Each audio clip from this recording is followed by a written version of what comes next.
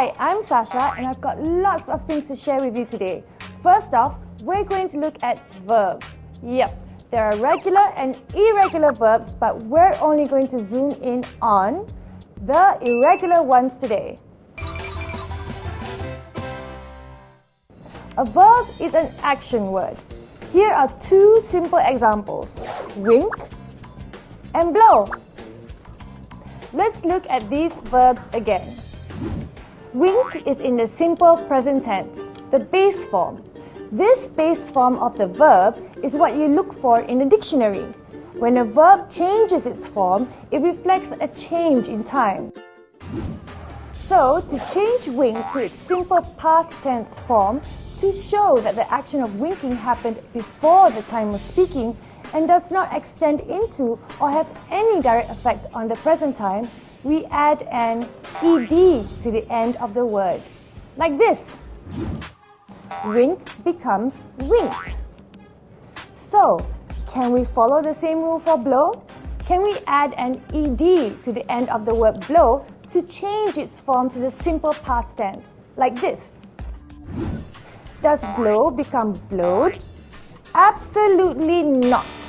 Blow doesn't follow this rule at all. And why not? Because blow is what we call an irregular verb. It does not follow the regular ed rule. Blow is B-L-E-W, blew, in the simple past tense. Let me show you a few more irregular verbs. Write, drink, stand, fight, beat, and cut. Let's see what they look like in their simple past tense forms. Remember, irregular verbs do not take an ed ending. Write becomes wrote. Drink takes the form drank. Stand changes to stood. Fight is now fought. Beat is still beat, and cut remains as cut. Irregular verbs follow a pattern when they change from the base form to the simple past tense. Some of them undergo a vowel change. Here are some examples. Sing, sang. They sing beautifully. They sang a beautiful song for me yesterday. Can you see the vowel change? That's right. The I has become an A. Sing is now sang. Fall, fell. I always fall down the stairs. I fell down the stairs last night. Okay, can you tell me what the vowel change is? Very good! The vowel E has replaced the A in the word fall. So fall is now fell. Here are a few other irregular verbs that form the simple past tense by way of a vowel change. Become, became. Throw, threw. Break, broke. Dig, dug. Fly, flew. Freeze, froze. Other irregular verbs become new words as their simple past tense forms have different endings and often different vowels. Here's how they work in sentences. Bring, brought. We bring our own food to school every day. We brought our own food to school yesterday. Can you see how the two words are different?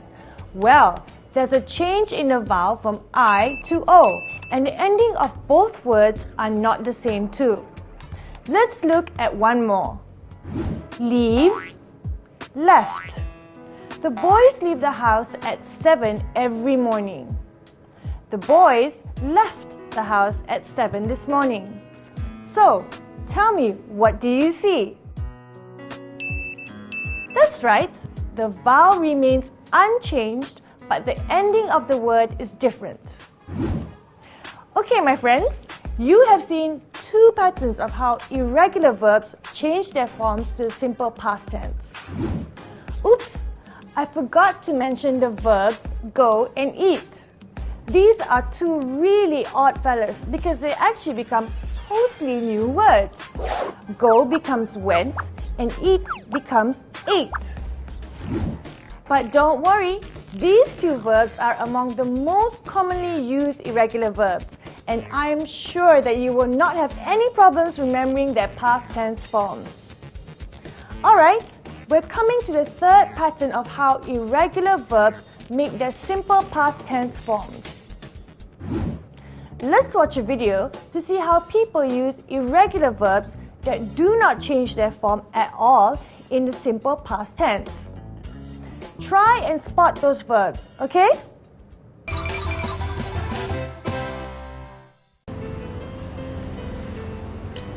Hi Joe. Hi Daniel. Gosh, what happened to you? I fell off my bicycle and hurt myself. Oh dear, that's terrible. Yeah, I was so embarrassed. You should follow traffic rules, Joe. You are lucky that you weren't seriously injured. Yes, I've learned my lesson. I will never try to beat the red light again.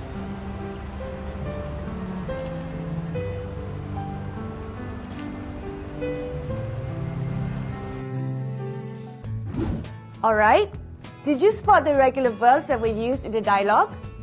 You did? Good! But for the benefit of those who didn't, let me tell you what they are. Here's a snippet from that video. Hi Joe. Hi Daniel. Gosh, what happened to you? I fell off my bicycle and hurt myself.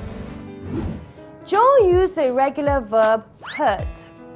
And why is hurt irregular? Because it does not change with time. Take a look at this table and the sentences below it. What do you notice about the two sentences? That's right, hurt does not change its form when it is used in the simple past tense. It remains the same as the base word.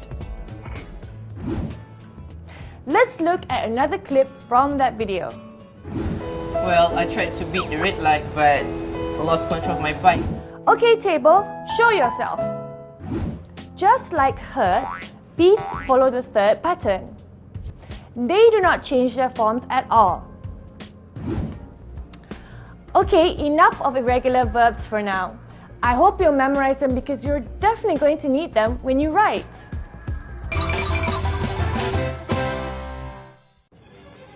There are many words that we can use to describe people. Here are a few interesting words that you should know. Now, what can we say about this boy? What else? He's just plain unlucky. What about this young girl? Can you find a word to describe her? Poor thing. She needs to control what she eats and exercise more because she is overweight. Gee, I wish I were him. He's so popular. Well, that's 3 new words for you. Why don't you try making sentences with these words? It will help you remember them for a long time to come.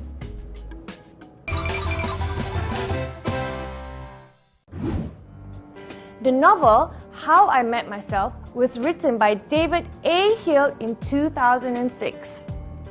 It is a supernatural tale of a man's encounter with his doppelganger. Do you know what that is? Well, a doppelganger is a ghostly double of a living person who will appear in order to give a warning that something bad is going to happen. In other words, the main character in the story met a ghost who looks exactly like him. This strange story revolves around an Englishman named John Taylor. He lives with his wife, Andrea, and his daughter, Katie. Let's talk about the setting of this story. Now, the setting is important because it helps you to know where and when the events in the story took place. There are two main physical settings in How I Met Myself. One is in England and the other is in Budapest, Hungary. So how is England connected to this story? Well, it's John's native country. John's parents live in a village near Swindon in England. This is where John and his family spend their Christmas holidays. Then there's a Budapest setting. Budapest is the capital of Hungary and is situated on the Danube River. Most of the action in this story takes place in Budapest's 13th district, where John Taylor lives. He has an apartment there on a street called Holland Utca. This is where the nightmares of his doppelganger take place. John works for a multinational company. His office is on another street called Vaci Ucha. He encounters his doppelganger at number 7 Valka Ucha, which is also in that district. Zolt's Cafe in Gurgli Ucha is another place that is part of the setting.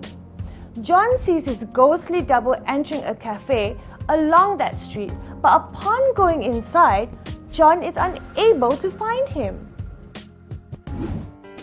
In the days to come, John would spend quite a lot of time at this cafe hoping to meet the man who looks exactly like him and solve the mystery of his doppelganger.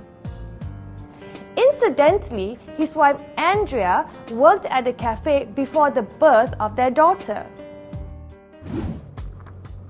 The Budapest City Library also plays a part in the setting of this story. John spends every afternoon there going through all Budapest newspapers. He looks at every event that happened in the month of January over the last 10 years. At long last, he finds a news report about a young mother, Mrs. Zabo, and her child who were killed when a Russian bomb hit a Gurgli Ucha building. The cellar in which they died is now Zolt's Cafe. John continues investigating and finally unravels the truth. I hope you enjoyed our time together. I strongly recommend that you revisit episode 1 on this series to get an overview of the novel How I Met Myself. Take care and have a great day. Bye!